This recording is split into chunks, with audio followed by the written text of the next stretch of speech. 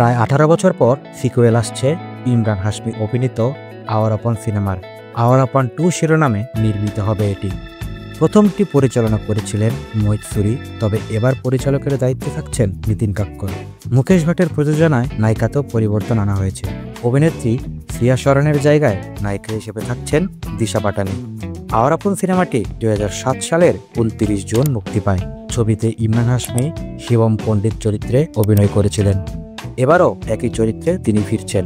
ভারতীয় গণমাধ্যম সূত্রে জানা গেছে, প্রযোজক মুকেশ ভাট এবং পরিচালক নিতিন কাক্কর নিশ্চিত করেছেন দিশা পাটানি ছবির মূল নায়িকা এবং ইতিমধ্যেই গল্প তার পছন্দ হয়েছে। এবারও গল্প আবর্তিত হবে গ্যাংস্টার জগৎকে ঘিরে, তবে রোমান্স এবং আবেগের মাত্রা প্রথমটির তুলনায় দ্বিগুণ থাকবে। গল্পের পাশাপাশি সিনেমার সঙ্গীতে থাকবে বিশেষ গুরুত্ব। নতুন গানের পাশাপাশি পুরনো কিছু জনপ্রিয় সুরও যুক্ত হতে পারে বলে জানা গেছে। আওয়ার আপন 2 এর শুটিং শুরু হবে এ বছরের সেপ্টেম্বরে অথবা অক্টোবরে। শুটিং 2026 সালের শুরুতে শেষ করার পরিকল্পনা রয়েছে। সিনেমাটি মুক্তি পাবে 2026 সালে। ডেস্ক রিপোর্ট, বিনোদন ডেস্ক, খবরের দেশ।